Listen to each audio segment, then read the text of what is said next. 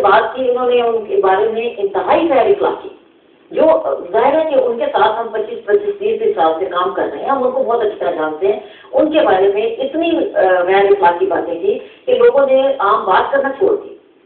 اگر کہہ غیر اخلاقی کسی میں ملوث بھی تھا وہ، تو آپ اس کی وہ تو کریں، پروسیڈ تو کریں نا، کیس تو لائیں نا اس کے جو بھی ہے۔ تو یہ اب فیوچر کیا ہے گورنمنٹ اور میڈیا ریلیشن؟ میں یہ پرسنلی تو یہ سمجھتا ہوں، جو میں نے ایک تو بالکل یہ کلیئر میں بات کرنا چاہوں گی کہ جو پرسوں 29 تاریخ کو جو واقعہ ہوا ہے یہ پچھلے 30 سال میں کبھی نہیں ہوا۔ میں نے اپنی آنکھوں سے دیکھا، ایک ہمارا ساتھی جو ہے جو ابھی بھی اس میں شفا انٹرنیشنل میں پڑھا ہوا ہے، وہ بے ہوش ہو گیا تھا، اس کے منہ سے جھاگ نکل سکتی، اور اس کو الٹا لیٹا ہوا اس کے اوپر جو ہے وہ جوتے مارے جا رہے تھے، کک مارے جا رہے تھے۔ جب اس کے کپڑوں پہ ہمیں دیکھا تو جوتوں کے نشان تھے، جب وہ ہاسپٹل لے کے گئے ہیں تو بوٹ کے نشان اس کے مارنے والے ہیں، ان کی وردیوں پہ لکھا ہوا ہے اینٹی ٹیررسٹ اسکواڈ۔ میں حامد صاحب سے ایک اور ایڈ کر دوں، آپ کے پاس آپ کی اجازت ہے؟ دیکھیں، آپ نے فاروق ستار کی بات کی، میں اس کی مذمت کرتا ہوں، کسی کو اجازت نہیں کسی کو اس طرح مارنے کی، لیکن میں یہ کہنا چاہتا ہوں کہ ان کی جو بھی جنہوں نے مارا یا جن کے اوپر الزامات لگائے گئے ان کو تو اینٹی ٹیررسٹ ایکٹ کے اندر پکڑ کے ڈال دیا۔ جو باقی یہ آپ نے سامنے ابھی ٹی وی پہ دکھایا ہے، جو باقی مارے گئے ہیں جن کو سامنے یہ حیوانوں کی طرح مارا، یہ انسانوں کی طرح نہیں مارا انہوں نے، یہ پہلے سے پلان کیا ہوا تھا خوف دلوانے کے لیے، سارا ان سب کو خوف دلوانے کے لیے سارا کیا گیا ہے۔ ان کے اندر کتنے پکڑے گئے ہیں ابھی تک، کتنوں کے اوپر پرچے کٹے ہیں؟ اور کراچی کے اندر میں مجھے یہ بتائیں، میں فاروق ستار سے جو ہوا ہے ہم کہتے ہیں ٹھیک ہے ان کے خلاف جو پرچے کٹے گئے، لیکن کراچی میں وہ جو مارے گئے تھے لوگ وہ سڑکوں کے اوپر پڑے تھے، آپ کی ٹی وی کے اوپر جب دیکھ رہے تھے 12 مئی کو، کتنے ابھی تک انہوں نے پکڑے ہیں لوگ، کتنے لوگوں کو انہوں نے قتل کیا ہے؟ ابھی 4 دن ہوئے ہمارے تحریک انصاف کے ورکر کو ٹانگ میں آ کے دہشت گرد میں گولی ماری ہے، کون پکڑا گیا؟ انہوں نے کتنے لوگوں کو قتل کیا، کتنا پکڑے گئے ہیں؟ صرف انہیں کا اور اس کو اینٹی ٹیررسٹ میں پکڑ لیا۔ فاروق ستار کو جو یہ بھی ہوا ہے کہ کسی نے بندوق سے تو نہیں مارا، اینٹی ٹیررسٹ ایکٹ پہ کیسے پکڑ لیا لوگوں کو؟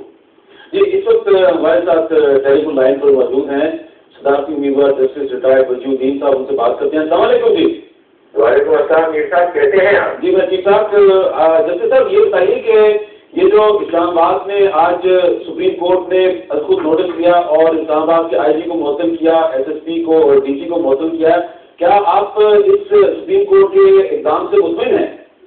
جی، میں جہاں تک کہ چیف جسٹس افتخار چودھری صاحب کا تعلق ہے، مجھے ان سے بہت بڑی توقعات وابستہ ہیں، اور میں ان کے متعلق یہ سمجھتا ہوں کہ یہ تاریخ میں اچھا نام چھوڑنا چاہتے ہیں، اور ان کا مطمع نظر کیونکہ یہ ہے تو لہذا جتنے بھی مناسب کام ہیں آپ اور ہم سب ان سے ایکسپیکٹ کر سکتے ہیں۔ اچھا، تو وزیر الدین صاحب یہ بتائیں کہ اب آپ کو جو سپریم کورٹ کا نوزدی بینچ ہے اس نے تو آپ کے حوالے سے جو آپ کی توقعات تھیں اس کے مطابق فیصلہ نہیں دیا، اب آپ کی آئندہ حکمت عملی کیا ہے؟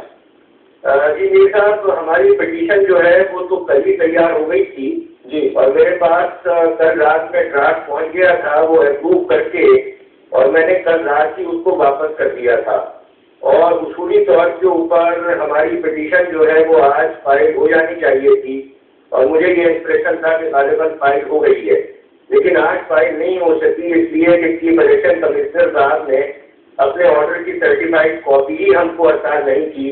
اس سرٹیفائڈ کاپی کے بغیر پٹیشن اگر فائل ہوتی تو وہ درست نہیں ہوتا، اس پر آبجیکشن لگ جاتا، تو لہٰذا کل امید ہے کاپی ملنے کی اور کل ہی پٹیشن ہماری فائل ہو جائے گی۔ تو آپ کی پٹیشن جو ہے آپ مختصر الفاظ میں سادہ الفاظ میں بتا سکتے ہیں کہ پٹیشن ہے کیا؟ جی ماشاءاللہ، آپ کے جو کوشچن ہوتے ہیں وہ ایسے چیز کی طرح سے ہوتے ہیں کہ وہ ہدف کے اوپر جا کے رکھتے ہیں، بہت ہی آپ نے عمدہ اور ویل ڈائریکٹڈ کوشچن کیا ہے۔ تو میر صاحب، اصل میں ہمارے جو آبجیکشن ہیں وہ 2 ہیں، اس میں میجر آبجیکشن جو ہے وہ یہ ہے کہ یہ جو اس وقت پریزیڈینشیل الیکشن ہو رہا ہے یہ اس وقت الیکشن ڈیوری نہیں تھا، یہ جو اس وقت سچویشن ہے وہ یہ ہے کہ آرٹیکل 41(7) کا پریزیڈنٹ جو ہے اس کی انکمبنسی ہے، اور جب آرٹیکل 41(7) کا پریزیڈنٹ جو ہے وہ بیٹھا ہوا ہو تو جو آرڈینری رول ہے کہ اس کے ٹینیور کے 60 دن اور 30 دن پہلے کے درمیانی وقفے کے اندر الیکشن ہونے چاہیے وہ اپلائی نہیں کرتا، وہاں پر الگ رول ہے اور وہاں رول یہ ہے کہ after the expiry of the term of the president under article 41(7) the electoral college would consist of the Senate, the National Assembly and the provincial assemblies.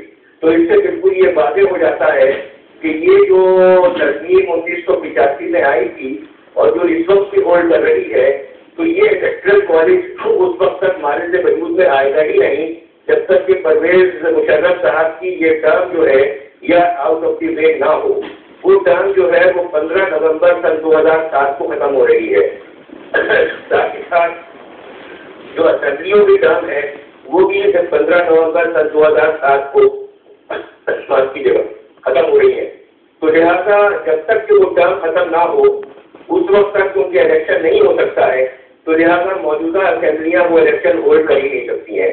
یہ الیکشن جو ہے یہ نئے الیکٹرل کالج کے پاس جائے گا. یہ اس وقت کے لیے اس کو مؤخر ہونا چاہیے جب الیکٹرل کالج نیا والا مارج وجود میں آ جائے.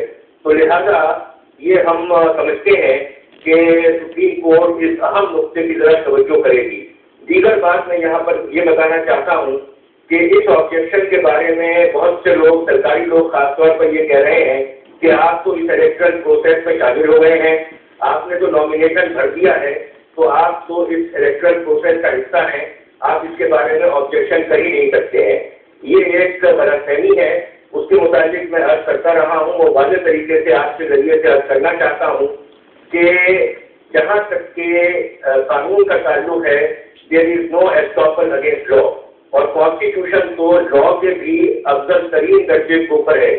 دیگر بات جو ہے وہ یہ ہے کہ no one can compromise on his constitutional guarantees and no one can compromise on constitutional mandates.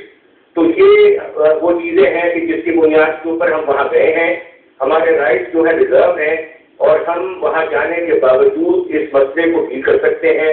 اور ہم گئے بھی وہاں پر ایک محدود آبجیکٹو کی وجہ سے ہیں کیونکہ ہم سمجھتے ہیں کہ باورچی صدر جو ہے وہ الیکٹرل پروسیس کا حصہ بن ہی نہیں سکتا ہے. ہم سمجھتے ہیں کہ باورچی بہت شکریہ. آپ نے بہت تفصیل کے ساتھ ہمیں بتایا. بہت شکریہ آپ کا. کمر یاور صاحب، آپ بھی قانون کو سمجھتے ہیں. جو وزیر الدین صاحب نے بات کی ہے، انہوں نے کہا ہے کہ جو ٹرم جب تک ختم نہیں ہوتی تب تک صدر صاحب جو ہیں وہ الیکشن لڑ نہیں سکتے. اس کے بارے میں آپ کہیں گے؟ دیکھیں، یہ تو کانسٹیٹیوشن بالکل بھی سب واضح ہے. وزیر الدین صاحب کے کہنے سے یا میرے کہنے سے تو وہ تبدیل نہیں ہو سکتا. اور ہر کسی پارٹی کا بھی اور ہر کسی فرد کا اور ہر جو قانون سے واقف حال شخصیت ہے اس کا ہمیشہ یہ موقف ہے. یہ آج نئی بات فرما رہے ہیں کہ پریزیڈنٹ کا الیکشن جو ہے 3.5 قبل ٹرم ختم ہونے سے اور 30 دن بعد یہ آئیں گے لکھا ہوا. سیدھی سی بات ہے. اور اس میں یہ جو ابہام پیدا کرنے کی کوشش ہے اور میڈیا کے ذریعے یہ لوگوں کے دلوں میں وسوسے پیدا کرنے کی بات ہے، وہ بالکل ایسے ہی ہے جیسے عمران خان صاحب نے ابھی یہ کہہ دیا کہ جی میں نواز شریف صاحب جس دن تشریف لائے تھے تو میں ایئرپورٹ پہ آیا تھا اور مجھے ایسے لگا جیسے دشمن نے حملہ کر دیا اور یہ دشمن کے حملے سے بھاگ کے چلیں گے وہاں سے. مطلب کہ یہ جو دشمن کے حملے سے بھاگ گیا ہے وہ لیگل کیا ہو سکتا ہے؟